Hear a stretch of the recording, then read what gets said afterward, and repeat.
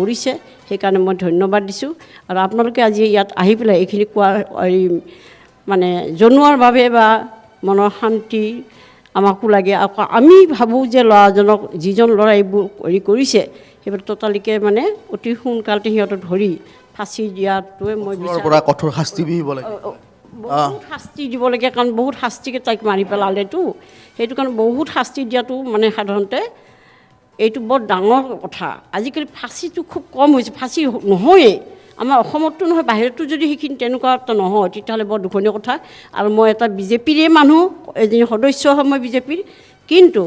আজি মই ছাৰক অনুৰোধ কৰিছোঁ হিমন্ত ছাৰক যাতে হিমন্ত ছাৰে এই বস্তুটো মানে নিজৰ আঁকোৱালি লৈ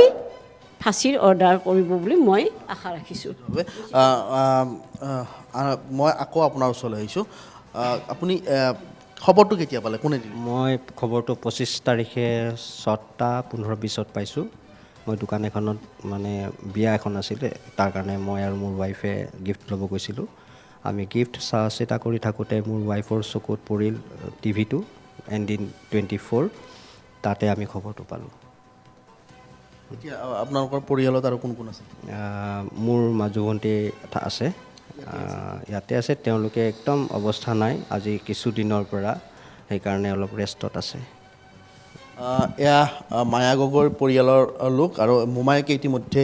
মায়া গগৈ সম্পৰ্কত বহু কথাই ক'লে যিগৰাকী আৰৱ হাৰ্ণি যিগৰাকী হত্যাকাৰী বা প্ৰেমিক আৰু তেওঁক ইতিমধ্যে যিহেতু আৰক্ষীয়ে গ্ৰেপ্তাৰ কৰিছে আৰু আৰক্ষীৰ জিম্মাত যিহেতু আছে গোটেই বিষয়টো কিদৰে হত্যা কৰিছিল কেনেদৰে আচলতে মায়া গগৈক হত্যা কৰা হৈছিল ইতিমধ্যে পৰিয়ালৰ লোকে একপক্ষীয় প্ৰেমৰ ভয়ংকৰ পৰিণতি বুলি ইতিমধ্যে উল্লেখ কৰিছে আৰু মায়া গগৈৰ এই যিটো কৈলাশ নগৰৰ যিটো মোমায়েকৰ ঘৰ এই ঘৰটোতে আচলতে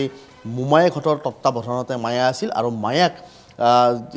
কিছুদিন মায়া গগৈ গুৱাহাটী সন্দিকৈ মহাবিদ্যালয়ত অধ্যয়নৰত আছিল সমান্তৰালকৈ বাংগালোৰৰ এটা ব্যক্তিগত প্ৰতিষ্ঠানত চাকৰি সূত্ৰে যোগদান কৰিছিল আৰু প্ৰথম মাহৰ দৰমহা নপাওঁতেই ইতিমধ্যে মায়াক হত্যা কৰা হৈছে এই ভয়ংকৰ খবৰ বিয়পি যোৱাৰ লগে লগে সমগ্ৰ অসমতে এক তোলপা লাগিছে আৰু আমি এই কথা উল্লেখ কৰিব লাগিব যে মায়া গগৈ আছিল প্ৰয়াত মন্ত্ৰী যিগৰাকী ইন্দ্ৰজিৎ গগৈৰ নাতিনী আছিল আৰু মায়া গগৈৰ সেই কথা ইতিমধ্যে সকলোৱে গম পাইছে আৰু এই মুহূৰ্তত মই সামগ্ৰিক পৰিৱেশটো পুনৰ দেখুৱাইছোঁ ঘৰখনৰ পৰিৱেশটো দেখুৱাইছোঁ আৰু ইতিমধ্যে মোমায়েকৰ সৈতে আমি কথা পাতিছোঁ যে কি কয় আচলতে ঘৰৰ পৰিয়ালে ইতিমধ্যে উল্লেখ কৰিছে যে অতি নৃশংসভাৱে হত্যা কৰা হৈছিল আৰু একপক্ষীয় প্ৰেমৰ ভয়ংকৰ পৰিণতি আছিল বুলি ইতিমধ্যে উল্লেখ কৰিছে আমি পৰৱৰ্তী সময়ত পুনৰ মায়া গগৈৰ সন্দৰ্ভত পৰিয়ালৰ লোকে কি কয় পৰিয়ালৰ লোকৰ প্ৰতিক্ৰিয়া লোৱাৰ চেষ্টা কৰিম